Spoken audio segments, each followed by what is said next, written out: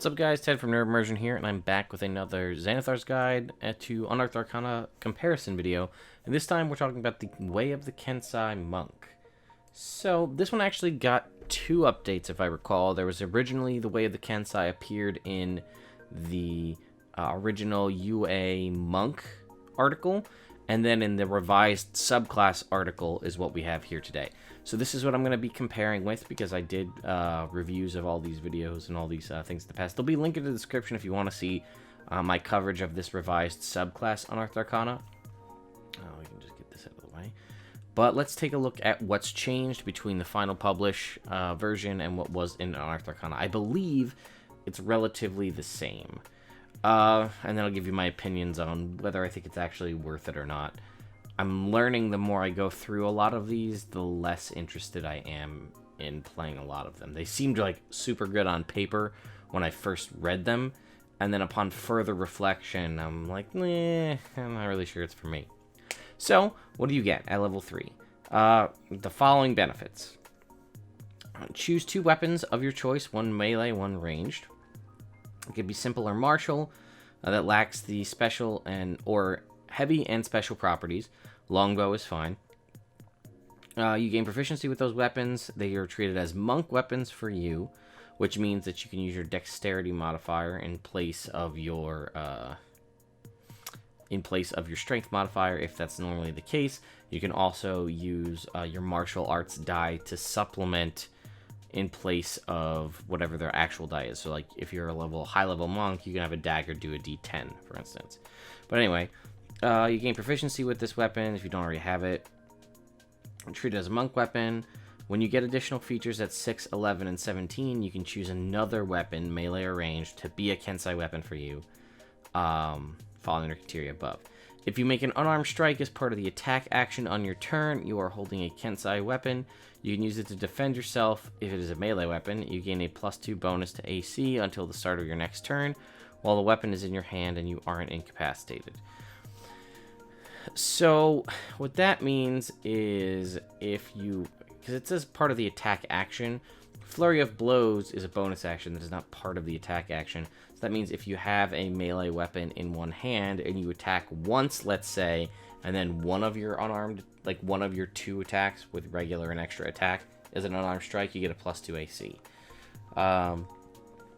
This probably comes more into play around level 11, when your unarmed strikes go up to a d8, especially if you're going to be using a weapon. And then you can use a bonus action on your turn to make your ranged attacks with a Kensei weapon more deadly. When you do so, a target you hit with a ranged attack using a Kensei weapon takes an extra d4 damage of the weapon's type. You retain this benefit until the end of the current turn. That's as a bonus action. So, here is the final published version. They added a little bit extra. So, choose 2 weapons. Each should be simple martial. There are monk weapons for you. And then you get an additional one again at 6, 11, and 17. Agile parry, yet again.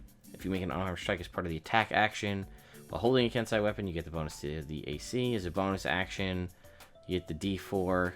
This says, hit with a ranged attack using Kensei weapon adds an extra D4 of the weapon type. You retain this benefit until the end of your current turn. I changed it to the end of your current turn. And they added the option to get proficiency with calligrapher's supplies or painter's supplies. So that was your extra little benefit for level 3. At level 6, we got one with the blade. Your attacks with your Kensei weapon count as magical for the purposes of overcoming resistance and immunity. And precise strike, when you hit a target with a Kensei weapon, you can spend 1 key point to cause the weapon to deal extra damage to the target equal to your martial arts die. You can use this feature only once on each of your turns. The reason they gave it to you probably at level 6 is because that's when your unarmed strikes become magic as a monk.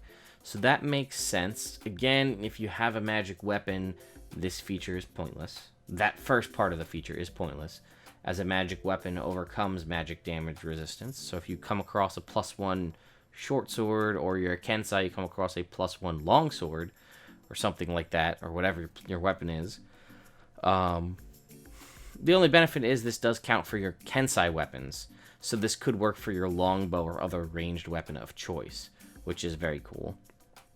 when you think about it that way, if you don't have a ranged, like if say you have a really cool sword, but just a standard longbow, well, your longbow is at least now magic. When it says your martial arts die, that means basically whatever your unarmed strike die ends up being. So again, that's like a D4 from levels 1 to 5, D6 I think from 1 to 4. I think it's a D6 from 5 to 11, then at 11 it turns into a D8 and so on up to eventually a D10, which isn't bad to be able to do one extra D10 much later on. Extra D10 damage just for a key point, but it feels a little weak to give you one of your very limited key points. I mean, you do get one per level, and they do come back on a short rest, but you have a lot of other cool features you can use your key points for.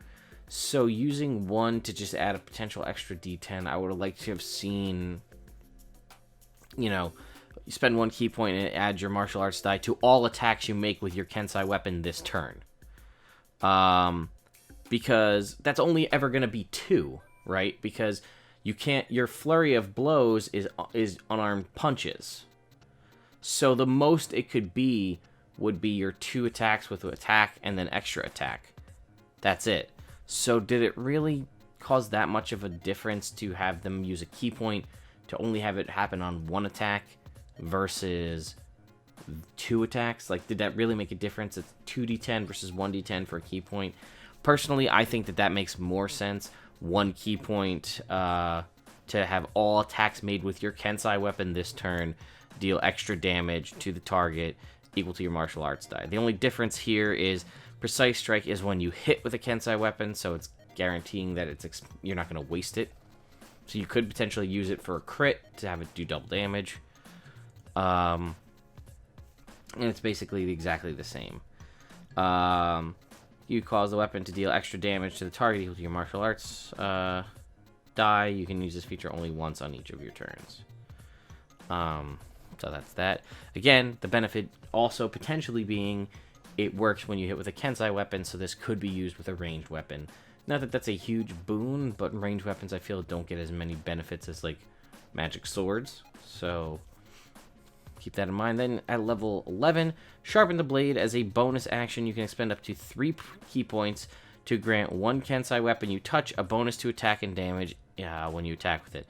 The bonus equals the number of key points you spent. This bonus lasts for 1 minute or until you use this feature again. Okay, so in this scenario, that's phenomenal, right? Because that wasn't limited. You could potentially, if you had access to a +3 sword, this would make it a +6 sword, which was really, really cool. I mean, OP and probably a little on the broken side per bounded accuracy, but a cool feature. But I'll admit that it probably was broken. Now, as a bonus action, expend up to 3 key points to grant 1 Kensei weapon you touch a bonus to attack and damage rolls when you attack with it. This bonus equals the number of key points you spent, so a maximum of 3. This lasts for a minute or until you use this feature again. This feature has no effect on a magic weapon that already has a bonus to attack and damage rolls.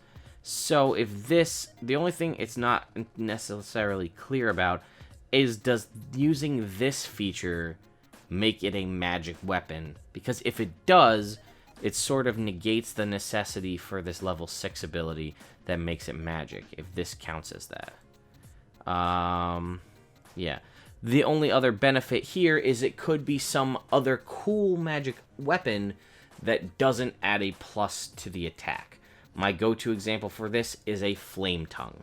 If you have a flame tongue longsword that's now using dexterity, a flame tongue longsword being a longsword, so it does a D8 plus 2d6 fire damage, but it doesn't confer any benefit to attack and damage. You could use that to essentially make this a +3 flame tongue, which is kind of a cool little ability that you could do that you couldn't do previously. And lastly, we have unerring accuracy. If you make an attack roll with a monk weapon and miss, you can re-roll it. You can only use this feature once on each of your turns. You make an attack roll using a monk weapon, you can re-roll it.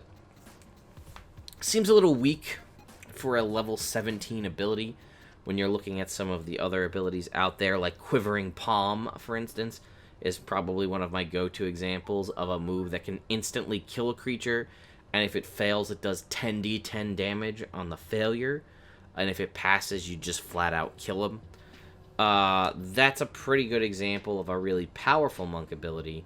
The Way of the Sun Soul ability, just going off the top of my head, is basically an aura that whenever anybody hits you, as long as you have your reaction, you can deal your wisdom modifier plus 5 damage to them. That's not that powerful, but that comes into effect every turn, potentially, and that's retributive damage when you are hit.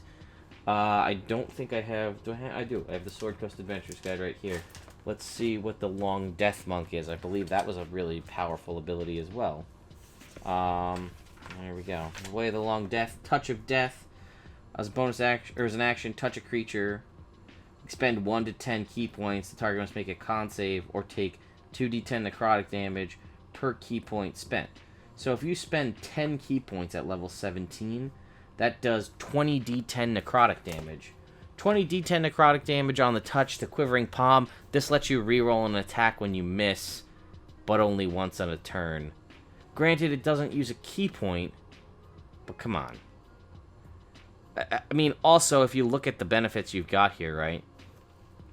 You can basically, potentially, at level 11, make this a +3 weapon. +3 weapon at level 17, your proficiency bonus is a 6.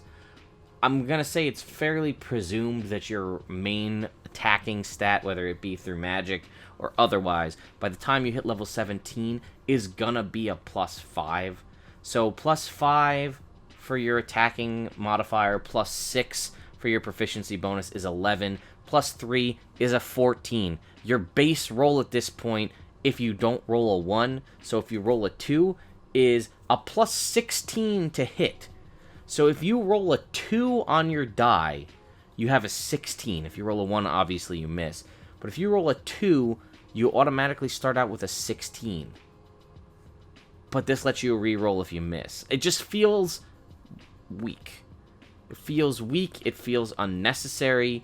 It feels like this could have been a really cool ability. You know what will be a great level 17 ability, in my mind? You can use your Flurry of Blows to make melee attacks with your Kensei weapons. That's it. That would be what my level 17 ability is. You've trained so much with your blade, blah, blah, blah, blah, blah. You can now, in place of making unarmed strikes as your Flurry of Blows, can now make those Flurry of Blows attacks as Kensei weapon attacks. There you go. You heard it from me. That's what the level 17 ability should have been in my mind. Because you have to, I mean, again, assuming you don't have access to crazy magic weapons, even use the Flame Tongue example, right? You would hit, you could do a d10 plus 2d6, assuming you have access to a Flame Tongue. Plus, you know, your dexterity modifier, potentially +3, right? So that would be a d10 plus 2d6 plus 8 damage. If you use Deft Strike, you can make that 2d10. 2d10 plus 2d6 plus 8. Okay? That does not equal 20d10 necrotic damage or half damage on a successful save. I mean, you know, like, it just doesn't feel like it's as powerful. But that same example that we just talked about, where you did a d10, I mean, if you kept my example before, where Deft Strike lets you add your martial arts die to every... remove when it's a hit, but if you spend a key point, Deft Strike lets you do an extra damage equal to your martial arts die for every Kensei weapon attack you make, that would synergize very well with a level 17 ability. Again, let's use our Flame Tongue as an example. You Flurry of Blows, that's 4 attacks. That would be that'd be 8d10 plus 8d6 plus 8. You know, I mean, maybe that's a little too much. But again, even if you remove the Deft Strike doing everything, so Deft Strike works once. If, again, using our Flame Tongue as an example, that's 5d10, assuming you use a key point for Deft Strike, and assuming you hit with everything, plus 8d6, plus 8. Again, we're basing this all off of the arbitrary thing that you have a flame tongue longsword accessible. There are tons of other magic weapons you could be using. It could be a vicious weapon. It could be a sword of wounding. You know, it could be a frostbrand. Whatever. I mean, it doesn't even have to be a sword. I'm just using swords as an example. It could be an axe. It could be a berserker axe or a giant slayer axe, or you know, you could be a dwarf and you just could be a dwarven thrower, right? Whatever the situation may be. But I think that that's a really poor level 17 ability.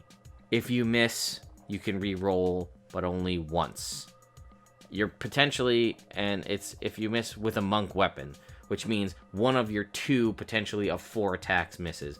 I think that personally I would replace it with your flurry of blows can now be made with a Kensei weapon. That's just me. I don't know. Maybe I'm way off and this is exactly what everybody wanted and I'm just an idiot. I don't know. I forget what the original Unearthed Arcana gave us with the Kensei, and I could have looked it up, but we went with the most recent version. Let me know what you guys think.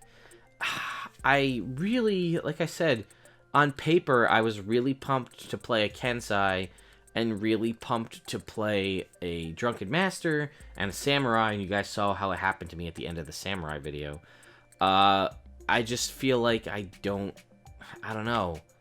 It just kind of fell apart for me with the monks here. And I mean, not that monks need to be super great. You know, monks are very powerful in the base class.